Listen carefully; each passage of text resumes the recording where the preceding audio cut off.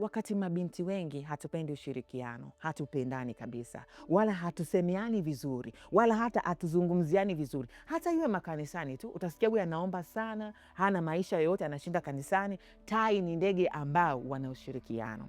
Hata inapofika kipindi cha kuwatamia mayai yao, tai jike na tai dume wanakaa kwa pamoja, wanayasugua mayai yao mpaka inapofika muda wa kutoa makinda yao, basi wale tai wanayakuza makinda yao kwa pamoja na wanayatoa nje makinda yao kwa pamoja, wanayafundisha makinda yao kuruka kwa pamoja.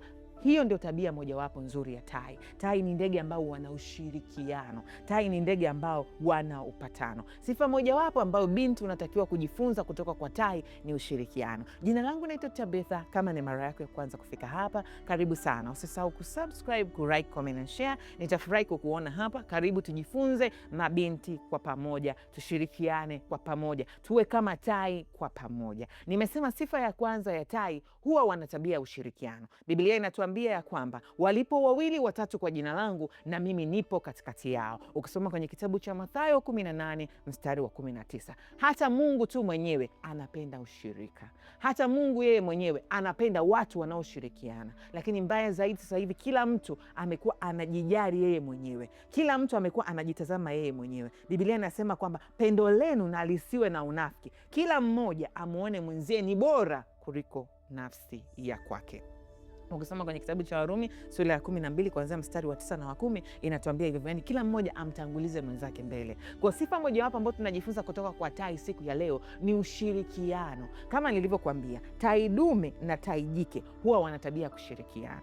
Yani ule muda ambao tai jike ametotoa mayai wanayasugua kwa pamoja. Tai dume anayasugua, tai jike anayasugua kwa zamu. Tai dume anaenda kutafuta chakula analeta, tai jike akiwa analinda yale makinda. Inapofika muda wa kutoa makinda yao nje, tai jike na tai dume wanashirikiana katika kuyakuza yale makinda mpaka makinda yanaweza kupaa, yanaweza kujitegemea yenyewe. Hiyo ndio sifa mojawapo ya tai. Kwa hiyo siku ya leo natamani kama mabinti tukumbushane, tujifunze kitu kutoka kwa tai, ni ushirikiano. Tuwe watu wa kushirikiana, tuwe watu wa kupendana, sio watu wa kushushana chini. Biblia inasema ukisoma kwenye Mhubiri 4:9, ni heri kuwa wawili kuliko kuwa mmoja. Tuwe watu ambao, yani unamwona Tabitha anaanguka, usifurahie kuanguka kwa Tabitha, usifurahie kumwacha Mungu kwa Tabitha. Wewe ndio unasimama, unasema Mungu, ninamweka Tabitha mikononi mwako. Yawezekana ameisahau njia ya kweli, mrudishe, mkumbushe wapi ambapo Bwana ulipomtoa. Lakini usifurahie na kusema nilijua tu kwamba Tabitha alichokuwa na ubili kuna siku moja ambayo angeanguka na kudondoka, angekuwa hapo alipofika. Hatutakiwi kuwa watu wa hivyo.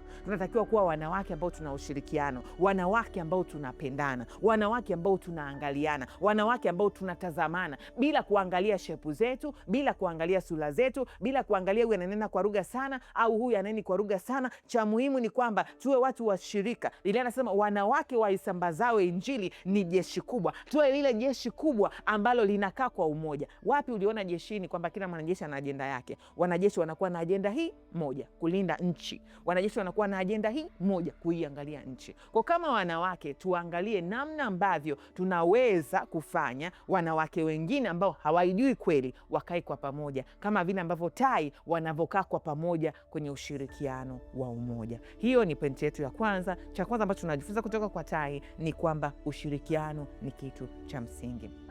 Lakini kitu cha pili ambacho tunajifunza kutoka kwa tai ni kwamba tai hawana tabia ya mazoea. Kama kuna mtu ambao ulikuwa hujui iko hivi, tai wakizeeka huwa wana tabia ya kwenda kujificha. Wanajificha, wanatoa mdomo wao unauma, ndio wanatoa na manyoya yao. Wakishatoa manyoya yao yale, wanakaa mafichoni. Wakishakaa mafichoni kule, wanasubiri mpaka manyoya yao yaote, mdomo wao utoke tena, ndio wanatoka tena. Kwa lugha rahisi nataka kusema nini? Biblia inasema ukisoma kwenye kitabu cha Isaya 40 mstari wa 30 kwamba vijana watachoka na kuzimia, bali wamngojeao Bwana watapata nguvu mpya, na inasema watapaa juu kama tai. Tai wana tabia ya tafuta nguvu mpya. Hawaishi kwa mazoea, hawakai sehemu kwa mazoea. Ninachokuambia kama binti ni hiki hapa. Kama binti tunachojifunza kutoka kwa tai, tusiishi kwa mazoea. Mabinti wengi tumekuwa tukifanya kila kitu kwa mazoea. Biashara unafanya kwa mazoea, maombi unaomba kwa mazoea, ndoa unaihudumia kwa mazoea, wako zako unazungumza nao kwa mazoea, bosi wako unazungumza naye kwa mazoea. Kila kitu unafanya kwa mazoea. Mungu umemzoea. Sifa mojawapo ya tai, hawaishi kwa mazoea. Wanapoona nguvu zao zimeisha, hawaseme mbona jana tulipaa japokuwa nguvu zilikuwa zimeisha. imeisha. No, anagundua huu ni muda wa kwenda kujirenew tena, huu ni muda wa kwenda kutafuta nguvu tena, huu ni muda wa kwenda kujitengeneza tena. Kwa kama mabinti hatutaki kuishi kwa mazoea. Usizoee biashara yako, usizoee huduma yako, usizoee karama zako, usizoee vile vitu ambavyo Mungu amekupa, kwa sababu wapo watu ambao wanaomba, unanielewa? Watu ambao wanatamani kuwa kama wewe, wapo watu ambao wanatamani kuishi kama wewe. Ukifanya kila kitu kwa mazoea, utajikuta wewe mwenyewe haufurahii kila kitu ambacho Mungu ameweka ndani ya kwako. Usiishi kwa mazoea. Sifa mojawapo ya tai hawana tabia kuishi kwa mazoea. Ndio maana Biblia inasema kwamba watapaa juu kama tai, watapata nguvu mpya. Tai wanapoona nguvu zao zimeisha, huwa wana tabia ya kwenda kutafuta nguvu upya. Kwa hiyo hawaishi na nguvu ya jana, wanaangalia leo, je, niko na nguvu kwa umri huu niliofika, ninaweza nikapaa tena? Siwezi kupaa tena. Anachofanya, anaenda kutafuta nguvu mpya, anaenda kujitengeneza kwa upya, anakuwa tai mpya, na anakuja kwa upya kabisa akiwa na nguvu kama tai shujaa. Na ndivyo inavyotakiwa kwetu sisi. Umeona biashara haiendi, umeona kazi haiendi, kila kitu hakiendi, usiombe kwa mazoea. Usiende kazini kwa mazoea, usiombe kwa mazoea, usinene kwa lugha kwa mazoea, usifanye chochote kwa mazoea. Unapoona nguvu zimeisha, rudi sehemu yako ya siri. Biblia inasema katika kitabu cha Mathayo sura ya 6 mstari wa 6, inasema wewe ukitaka kuomba, nenda sehemu ya siri, kajifiche pale, na Mungu wako anayeona asilini atakujaza kuanzia pale. Kwa kama binti yoyote ambaye unamfahamu Mungu na kumtumikia Mungu, achana na roho ya mazoea. Roho ya mazoea ndio roho ambayo inaleta kufirisi. Yani usiseme kama Samson ya kwamba nitaamka kama nilivyoamka jana, nitafanya kama nilivyofanya jana, nitatenda kama nilivyotenda jana. Labda nikwambie kitu kimoja usichokifahamu katika swala zima la tamaduni, ni kwamba kwa ninavyozidi kusoma historia kila siku ya kifalme, kwamba ilikuwa malkia haruhusiwi kuonana na mfalme mpaka mfalme atakaposema. Esther naye alipoingia, aliingia kwa mazoea yale yale, bila alisahau kwamba kulikuwa kuna special mission ambayo aliweka. Ndio maana Mordekai anamwambia Esther, hauna wakati mwingine, wakati ndio sasa. Kwa kila siku hesabia kwamba ni wakati wako, usije ukafanya chochote kwa mazoea. Hiyo ni kitu cha pili ambacho tunajifunza kutoka kwa tai. Lakini kitu kingine ambacho tunajifunza kutoka kwa tai hawana tabia ya kula mizoga. Kunguru wanakula mizoga, chochote utakachokikuta watakula, kichafu kinini watakula. Lakini tai huwa wana tabia ya kula vitu fresh kabisa, wana tabia ya kwenda kujitafutia mawindo fresh kabisa. Hiyo ndio tabia ya tai.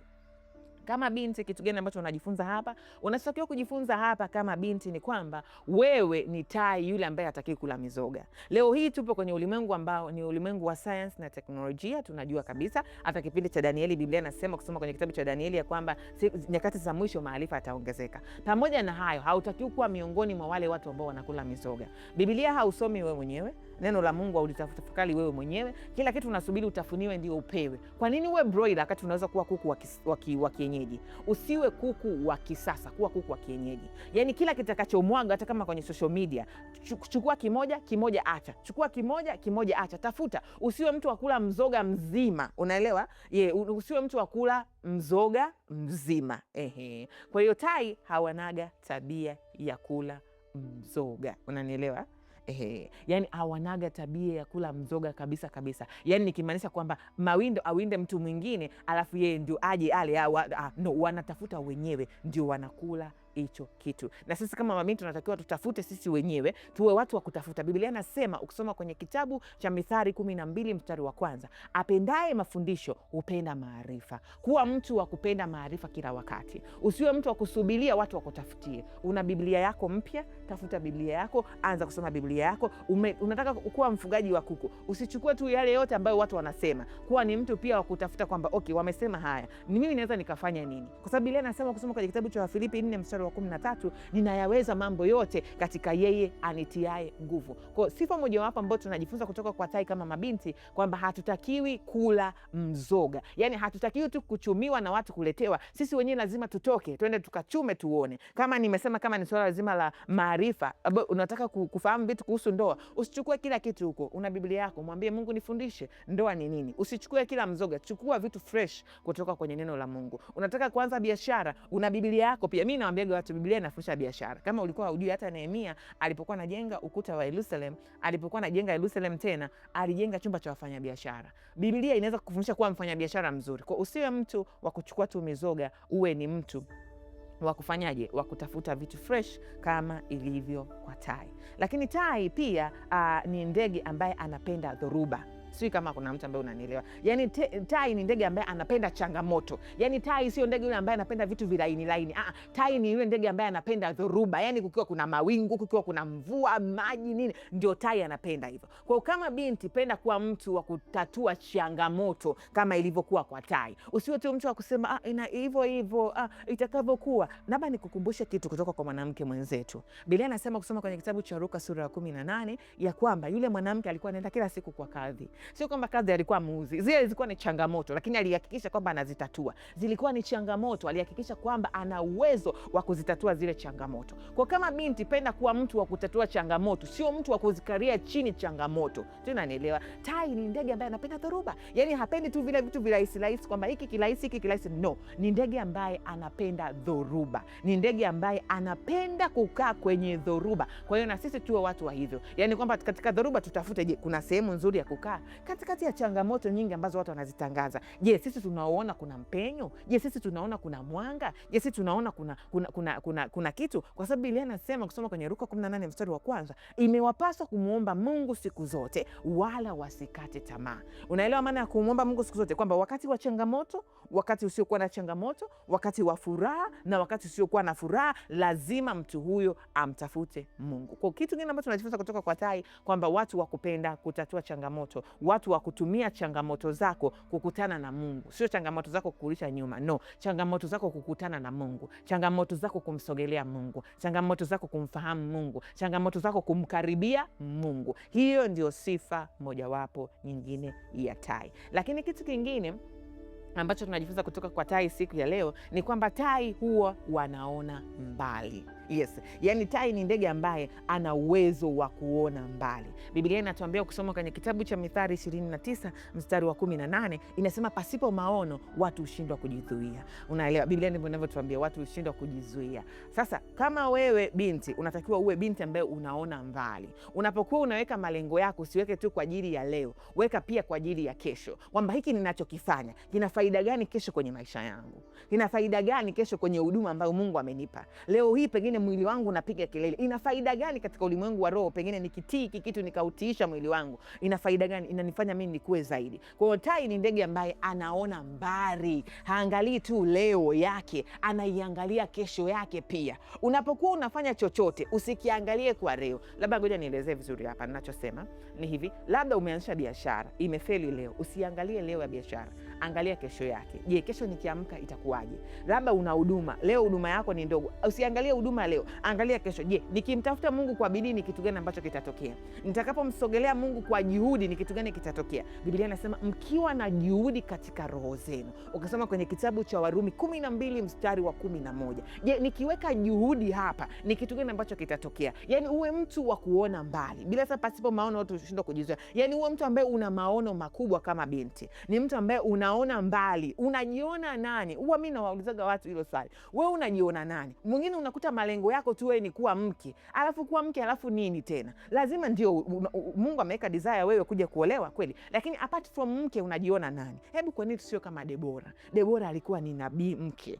Bila nasema kulikuwa kuna nabii mke. Jina lake Debora. Yaani kabla hajamtaja mume wake Rapidoth, tayari Debora alikuwa anaishia maono yake. Ambao pengine alipokuwa mdogo Debora alipoambiwa kuwa nabii, hakuangalia udogo alionao, aliangalia ukubwa wa Mungu aliyekuwa naye. Kwa kama binti, naomba tu nikukumbushe kitu, uwe ni binti ambaye uwe na tabia ya kuona mbali, sio kuona hapa tu unapopaona. No, ona mbali, angalia mbali, angalia umbali. Unaelewa? Kuna wimbo na upenda wa Angel Bernard anasema umbali nimefika. Ina maana kuna mahali ambapo alikuwa anapaona, lakini alijua hawezi kufika peke yake, ila Mungu anaweza kumfikisha. Ndio maana nasema umbali nimefika, sio kwa uwezo wangu, sio kwa akili yangu, Bwana amefanya. Lakini alijua kabisa kwamba kuna mahali ambapo Bwana anataka kunipeleka, ila kuna mahali ninapotaka kwenda, lakini sio mimi ambaye naweza nikajipeleka, ila Mungu ana uwezo wa kunipeleka. Kwa hiyo binti, kuwa mtu wa kuona mbali ukiwa ndani ya Kristo Yesu. Usiwe tu mtu wa kuona leo, usiishie tu leo yako, iishie na kesho yako, iishie na kesho ambayo Mungu ameiandaa kwa ajili ya watoto wako, kwa ajili ya familia yako, kwa ajili ya generation ijayo. Hiyo ndio sifa mojawapo ya tai. Lakini pia sifa nyingine ya ndege tai, tai ni ndege mwenye subira. Kama kama ulikuwa haujui. Yani tai ni ndege ambaye anasubiri, haendi tu kuwindawinda hivi. Ni ndege ambaye anasubiri, anasubira. Tai ni ndege mwenye subira kuliko ndege wengine wengi sana. Na sisi kama mabinti tunajifunza nini? Kuwa na moyo wa subira. Biblia inasema basi kwa kuwa mmekuwa wateule wa Mungu, watakatifu wapendwao, inasema jivikeni roho ya rehema, inasema utu wema, inasema unyenyekevu, inasema upole na uvumilivu. Ukisoma kwenye kitabu cha Wakolosai sura ya 3 mstari wa 12, inatuambia kwamba tujivike pamoja na uvumilivu. Tuwe watu wa subira, tuwe watu wa kumngoja Bwana, sawasawa na kitabu cha Zaburi 27 mstari wa 14. Uwe mtu mvumilivu, uwe mtu wa subira, uwe mtu wa kumsubiri Bwana. Kama binti unajifunza nini kutoka kwa tai? Kuwa mtu wa subira. Tai ni ndege ambaye anasubira, ni ndege ambaye anasubiria, ni ndege ambaye anasubiri na uvumilivu. Hebu ngoja nikuelezee kidogo, japokuwa hii point nataka nielezee mbele. Iko hivi: tai dume akiwa anamtafuta tai jike, tai jike huwa anamsumbua tai dume. Nitaelezea kwenye uaminifu. Lakini tai dume huwa anakuwa na subira. Tai jike anapotupa kitawi, tai dume anaenda na kichukua kile kitawi, anamletea tai jike. Labda ngoja niseme hivi kidogo. Iko hivi: tai dume anapokuwa anamtaka tai jike huwa hawana tabia ya kumwamini tai dume kwa haraka. Kwa hiyo tai jike atachukua kitawi cha mti, atakitupa chini. Tai dume anakichukua kile kitawi, alafu anamletea. Atakitupa tena zaidi ya mara 5, atachukua tena, atamletea. Kwa lugha rahisi, tai dume ni ndege ambaye anasubiri kwa wakati mpaka huyu tai jike atakapokuwa tayari. Na sisi ndivyo ambao tunatakiwa tuwe katika Kristo Yesu. Tuwe watu wa kusubiria, tuwe watu wenye subira ambao tunasubiri. Wengi tuna haraka. Biblia inasema mali inayopatikana kwa haraka huwa ina tabia ya kuisha. Kasoma katika kitabu cha Methali 13. Unaelewa? Mali inayopatikana kidogo kidogo huwa inaongezeka, lakini ile inayopatikana kwa haraka huwa ina tabia ya kuisha. Tujifunze kuwa watu wa subira, watu wa kumsubiri Mungu bila kuchoka, watu wa kumsubiri Bwana bila kuchoka. Hata kwenye biashara zetu, vyovyote tunavyovifanya, tuwe watu wa kuwa na subira. Lakini kitu kingine ambacho tunajifunza kutoka kwa tai siku ya leo, sisi kama mabinti, ni kwamba tai ni ndege ambaye hana tabia ya kumwamini tai mwingine. Nimesema nitaka kuelezea kwenye pointi hii hapa. Hana tabia ya kuamini tai ndege mwingine au kumwamini tai dume kwa haraka. Yani tai jike hawanaga tabia ya kumwamini tai dume kwa haraka. Tai jike anapomuona tai dume anamfuata. Nimesema wanakata kitawi cha mti, wanakitupa chini. Tai dume anakichukua, anamletea juu. Anatupa tena mpaka pale atakapokuwa ameridhika. Ndivyo ambavyo anamleta tai dume kwenye maisha yake. Biblia inasema hivi: chuma unoa chuma, ndivyo mtu aunoavyo uso wa rafiki yake. Wewe binti ambaye unanisikiliza hapa, jifunze kuwa binti ambaye hauamini watu kwa haraka, hauamini watu kwa upesi. Biblia inatuambia katika kitabu cha Mika sura ya 7 anzia mstari wa 5 mpaka kwenda mstari wa 7, inasema usimwamini mtu yeyote. Naelewa watu tumekuwa wepesi wa kuamini watu kwa haraka. Huduma nyingi zinakufa, karama nyingi zinakufa, biashara nyingi zinakufa kwa sababu ya kuwa na imani ya haraka. Mabinti tumekuwa na imani ya haraka kwa sababu tu mtu amesema nataka kukuoa, mtu amesema tu wewe binti, nimekupenda, nimekuona kanisani unaimba vizuri, nataka kukuoa, amesema anataka kunioa, bila kuchunguza huyo mtu. Je, karakta ya huyu mtu ikoje? Huyu mtu ni wa namna gani? Ana tabia gani? Sisi hayo hatujali, sisi hayo hatuyataki kabisa. Tunachotaka ni nini? Tunataka huyu mtu kama aishi kulingana na maneno yake alivyosema. Kiuhalisia hatutakiwi kuwa hivyo. Mpaka Mungu anakuja kumtumia mtu, huwa anaanza kumjaribu na vitu mbalimbali, kwamba je, Tabitha naweza nikamwamini? Je, Tabitha ni wa kuaminika? Na ndio maana vitu vingine hatuvipati, kwa sababu Mungu anaona bado haujamshawishi kwenye ule moyo wa kukuamini kwenda kukutumia wewe. Sasa kama Mungu ni mtu wa namna hiyo, kwa nini sisi tusio watu wa hivyo? Unaelewa? Ndio maana unaona mtu anakaa kwenye darasa moja kwa muda mrefu, kwa sababu Mungu anatafuta uaminifu kwa huyo mtu. Na ndivyo ilivyo kwa tai. Tai wanatafuta uaminifu kutoka kwa tai mwingine ili waweze kukaa pamoja. Tai jike kwa nini anafanya hivyo? Kwa sababu anajua kitafika kipindi ambacho atatakiwa kuatamia mayai. Je, atakapotaka kuyatamia yale mayai na kuyageuza ili kwamba itokee pale vifaranga ambavyo ni tai watoto, tai dume atakuwepo pale akisaidia? Je, atatoka nje kwenda kutafuta chakula? Atatoka nje kwenda kuleta kile ambacho watakula nyumbani? Hicho ndicho ambacho tai jike wanaangalia. Kwa siku ya leo nitaka tukukumbusha mambo machache kwa habari ya tai, ambao mabinti tunaweza tukajifunza, tukatoka hapo kwenda sehemu nyingine, tukajifunza na tukawa watu ambao ni bora kwenye maisha yetu. Kwa hiyo kama binti, jifunze kutoka kwa tai. Tai ni ndege ambaye hana tabia kwa muamini tai mwingine bila kujihakikishia. Kuwa mtu wa kuhakikisha. kuwa mtu wa kuhakikisha katika kila kitu. Rudi kwa Mungu, rudi kwa Roho Mtakatifu, rudi, omba mwongozo wa Roho Mtakatifu, omba mwongozo wa Roho Mtakatifu, omba mwongozo wa Roho Mtakatifu. Nasisitiza. Jina langu naitwa Tabitha. Usisahau kusubscribe, like, comment and share. Lakini pia tuna group la Bible study kama utapenda, ambalo ni general, sio wadada tu, ni wanaume na wanawake kwa pamoja, ambayo Bible study inafanyika kuanzia Jumatatu mpaka siku ya Ijumaa, na tunakuwa tuna maombi kwenye vipindi mbalimbali. Nitafurahi nikikuona hapo, wakati ambao unamsubiri Bwana, wakati ambao unatamani kujijenga katika Bwana, wakati ambao unatamani kujikamilisha katika Bwana, wakati ambao unatamani Mungu akutumie kwa viwango vikubwa. Mungu akubariki. Bye.